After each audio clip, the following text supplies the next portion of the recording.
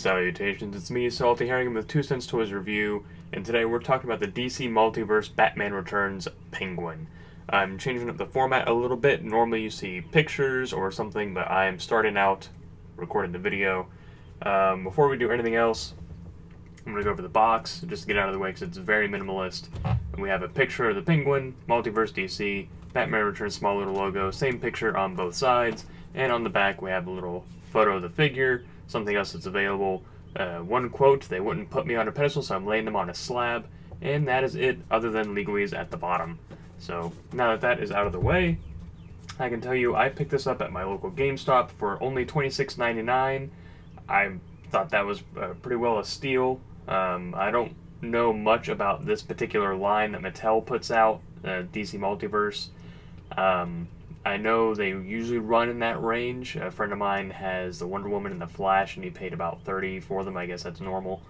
But we're going to go over the background of the Penguin, who is also known as Oswald Cobblepot.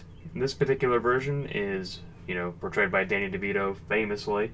It was in the 1992 movie Batman Returns, one of the best Batman movies ever, in my opinion. I grew up watching that one in the original '89 Batman, and they were untouched until the Nolan trilogy, which I'm not going to say is better. I'd say they're competitive with one another. I'll say it that way. But history of the Penguin: he was abandoned by his parents for being malformed and malicious, which some people might not have noticed, but his dad is played by Paul Rubin, who is also, Pee Wee Herman. I thought that was a little neat Easter egg for you, but they threw him down the sewer. He was raised by penguins, and his goal was to kill all the firstborn aristocrat children in Gotham as kind of vengeance for being cast away from his family. When that doesn't work out, he tries to blow up Gotham, and that's all I'll tell you about the movie, because I don't want to spoil it for you. I know it's been out for, 27 years, 28 years now, but whatever. Go watch it. You won't regret it. It's a great, great movie. So, with all that in mind, I'm going to get this box open. We're going to go over articulation, sculpt, all that stuff, and I'm very excited to do so. And here we have everything out of the packaging. So far, I am really, really impressed by Mattel with this figure. It doesn't have all the articulation as, say, I would argue, its main competitors in Marvel Legends. With that in mind, the Penguin himself isn't going to lend himself to being a super articulated figure. He's not exactly going to be in any action poses, per se, especially since he's a very rotund person. We will talk about the extras before we go over articulation, just because there was a lot in that box. Case in point, as you can see, it's pointed right at you. The umbrella is very nifty. I wish they'd made it out of a firmer material, though, in that it's very malleable. Like, the handle squishes pretty well. It's very bendy. The bullet does come out. However, the bullet is not removed from this kind of propulsion, and it's kind of bent. So you'd have to... It's malleable enough where you can push it back, but it's going to go right back to where it was. So I wish there was a way to take the bullet itself out and put it into the tip of the cane, or tip of the umbrella, because it looks a little silly to have nothing there. But it is a nice effect. I appreciate the fact that it even separates to begin with, so you're not stuck with this permanent bullet firing umbrella. So kudos to Mattel for thinking about this and at least making them separable. I like that. The top hat itself is harder plastic. It has some washing issues, but it's, you can see the discoloration here on the hat, but it's not too terribly awful. It situates itself a little precariously on his head, in that you can't really force it down. It doesn't quite fit so well, but it will rest there. So as long as you don't mess with it too much, his hat will stay put, but it sits perched on top of his head just a little strangely. But with that, I really like whatever material they made the hands out of, because whenever I put the hat in his hand, like that pose, it stayed put. Like, it's not going anywhere, as you can see. It's staying put. So I like whatever this material is. It's malleable enough to put things in the hands, but secure enough and solid enough that nothing's going to fall out. So I like that. Now, the packaging also came with this.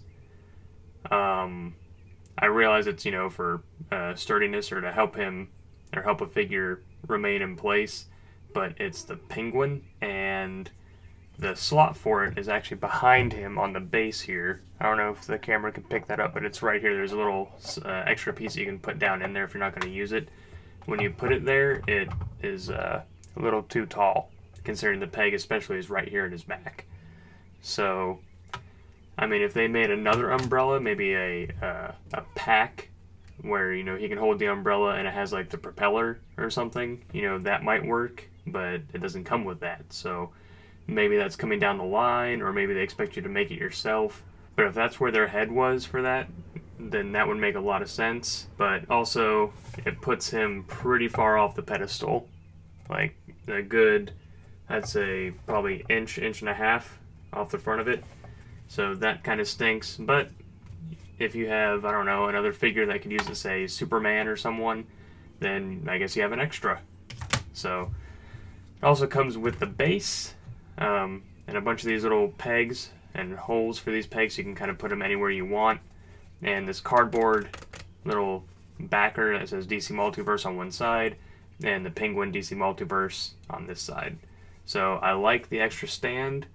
It looks like there are slots on the side for them to maybe connect together.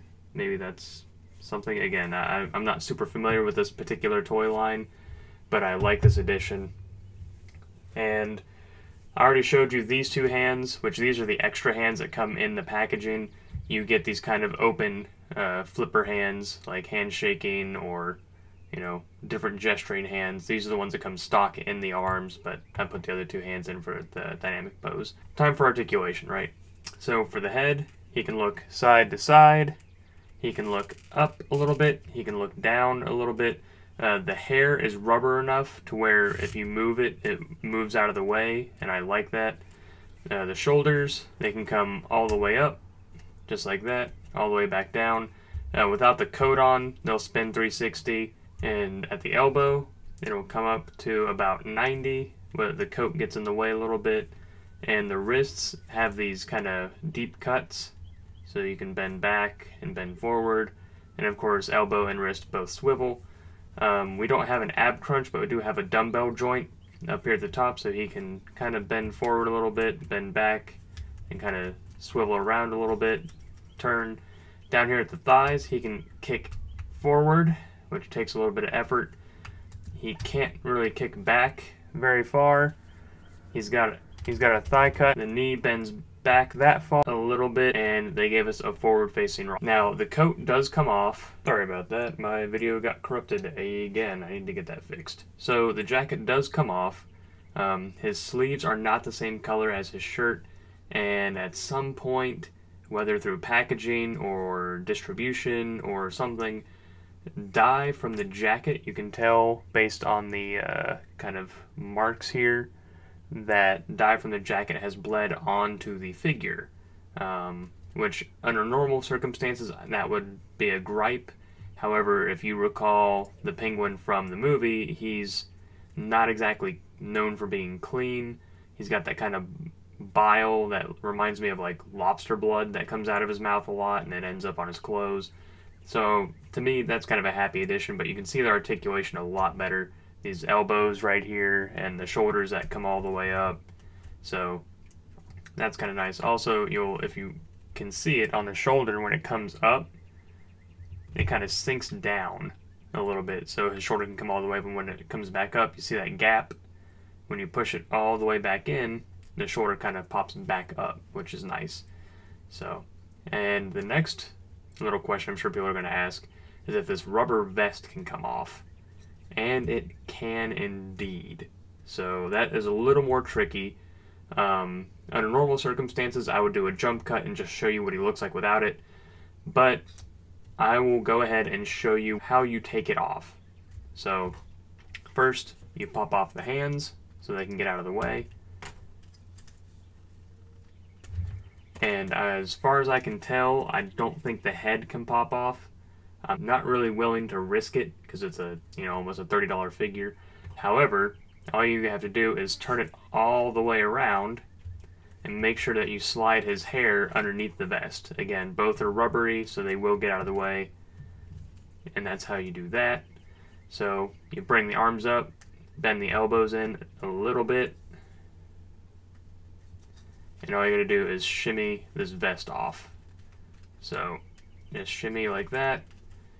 Eventually one side will give over the other, and you will be able to pop this off with no real hassle.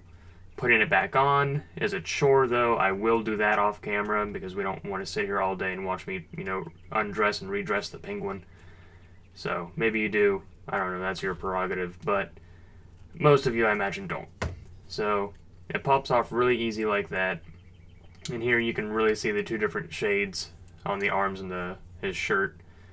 But it gives you an alternative look if you want to give that to the penguin, so you don't have to display him with the coat or the vest. Which reminds me, that's the hole I was talking about that this plugs into, right there in the back. But again, if you plug it into the base, he's levitating off the ground and about that far off of it, so I don't think this was meant for him. I think it's just standard packaging. I'm gonna do a jump cut, put this back on, and we'll continue this review. So we're back. He's all put back together now. He's got his hat and his umbrella and everything. I like this kind of neutral pose on him. I think it looks pretty good. I do like the vest and jabot combo costume. I hope that we'll get a variant, maybe. Maybe. I don't know how Mattel takes this line. I don't know if they're serious about it or if it's a frequent line. But I would like to see the Dickie and Ascot and the Union suit costume, the one that he wears towards the end and you see him in a couple of times, because when I saw that costume as a kid, especially when he had all the bile and stuff coming out of his mouth, that was pure nightmare fuel for a long time. But I do like that version more. It's I don't know, that's what I think of when I think of the Penguin. That's how good Danny DeVito did in this role. I think of the Danny DeVito as the Penguin when I think of the Penguin. So, but a quick price comparison, I think under 30 is a fair price for this figure, honestly, especially compared to the NECAs.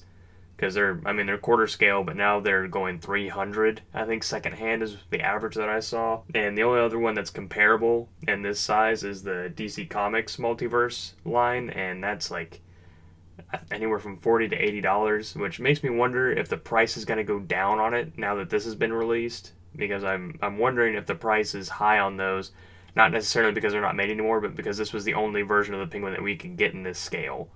So who knows? And this is also by far miles above and away from the old, Kenner version. So, let me know what you think down in the comments. Like, comment, share, and subscribe, and follow us on social media over at Twitter, Facebook, and Instagram. I recommend this figure if you like Batman Returns and all that, and you've been looking for a Penguin. I think this one's a solid investment. So, thanks for tuning in.